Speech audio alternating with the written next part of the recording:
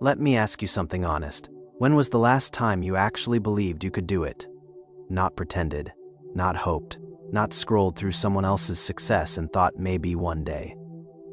Actually believed. Because most people walking around right now, educated, talented, hardworking people, are quietly carrying a thought they never say out loud. Maybe I am just not good enough. They don't say it at work. They don't say it to their friends. But at 11 p.m., lying in bed staring at the ceiling, they feel it. And that feeling is costing them everything. Stay with me, because this story might change how you see your entire life. His name was Daniel, 32 years old, London. He worked in digital marketing for a mid-size agency. Decent salary, decent job title, decent life. That word kept following him. Decent. Not great. Not remarkable, just decent. Every Monday morning he put on the same jacket, took the same train, sat at the same desk, and every Friday evening he went home feeling the same quiet emptiness, like he was living someone else's life, just smaller, just safer. His manager once said to him, and this stayed with him for years, "Daniel, you are reliable, we appreciate that." Reliable, not brilliant, not exceptional reliable. He smiled and said thank you, but inside something cracked. Daniel was not lazy. That was the part nobody understood. He read books. He watched the right videos. He took an online course on brand strategy. He told himself he was preparing, but preparing for what? For when? For some future version of himself that kept getting pushed further away. His colleague Marcus got promoted, 28 years old, less experienced. Daniel had trained him. He sat in that meeting, clapping with everyone else, smiling. And inside he was asking one question. Why not me? At home, the pressure was different, but just as heavy. Credit card balance creeping up. His girlfriend quietly asking when they could move to a bigger place. His parents in Manchester proud of him because they didn't know the full picture. He was tired, not physically, but spiritually. Like a phone running on 4% battery, still working. He was comparing constantly. Instagram showing him people his age with companies, with confidence, with clarity. And he had none of that. He had a folder on his laptop called Ideas. It had 47 documents in it. None of them opened in over a year.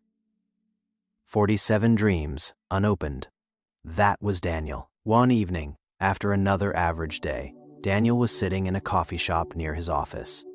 He wasn't doing anything. Just sitting, staring at his laptop screen. An older man, maybe 60, sat down at the table next to him. He was reading something. He looked settled, like a man who had nothing to prove to anyone. Daniel didn't plan to speak to him, but the man looked up and said, "You look like a man waiting for permission." Daniel blinked. "Sorry, permission to start, to try, to believe you are allowed to be more than what you are right now." Daniel laughed nervously. "Is it that obvious?" The man smiled. "I look like you at 32. I spent 6 years being reliable." He paused.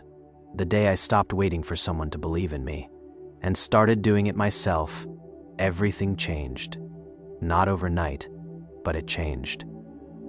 He stood up, picked up his book, and left. Daniel sat there for a long time. He opened his laptop. He opened the folder called Ideas. He read the first, and something woke up. What Daniel discovered over the next 90 days wasn't magic. It wasn't a shortcut. It was a system, 3 steps. He called it the belief architecture. Here is how it worked. Step 1. The evidence file. Daniel's problem was not lack of talent. It was lack of proof in his own mind. So every day, for 5 minutes, he wrote down one real thing he had done well. Not big things, small things. A problem he solved. An idea he suggested. A moment where he showed skill. The brain doesn't respond to motivation. It responds to evidence. After 30 days, he had 30 pieces of proof.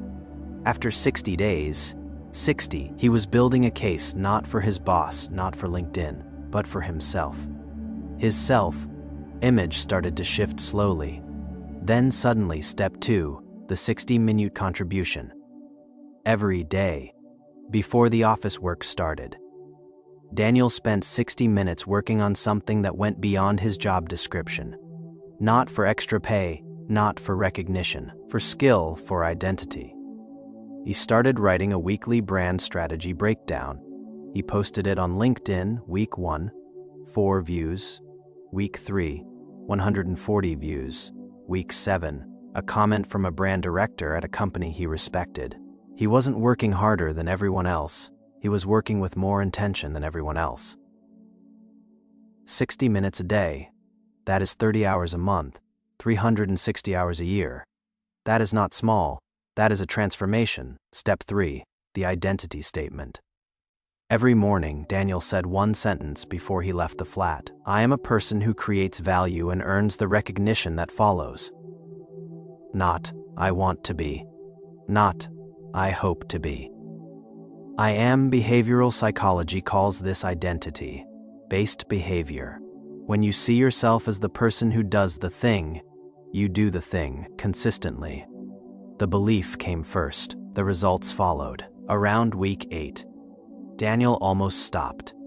His LinkedIn posts weren't going viral. His manager hadn't noticed anything different. Marcus got another opportunity. One night, he sat at his kitchen table and thought, "This isn't working." He texted his friend, "I think I am wasting my time." His friend replied, "Or you are just at the part where most." Daniel read that 3 times. He closed his phone, opened his laptop, and kept going. Week 11, the brand director, who had commented on his post, sent him a message. She wanted a 20-minute call. That call turned into a freelance project. The freelance project turned into a job offer. 6 weeks later, a real offer, senior strategist, 34% salary increase. But here is what mattered more than the money. Daniel walked into work differently. He spoke in meetings. Differently, he stopped waiting to be chosen, because he had already chosen himself. His girlfriend noticed. His voice changed. His posture changed. Not because life was suddenly perfect, but because he finally trusted himself. To handle the folder called Ideas became a folder called In Progress. Here is the truth, that nobody tells you believing in yourself is not a feeling that arrives one morning like sunshine. It is a decision, made in the dark, made when you have no proof yet, made when the results haven't come. 1 brick a day. Some days the brick is small. Some days you question the whole wall, but the wall goes up. And one day, you look back and realize the version of you that was tired, waiting, comparing that person is gone. Not because life became easier, but because you became stronger. Success isn't built in years. It is built in invisible effort, in the decision made quietly.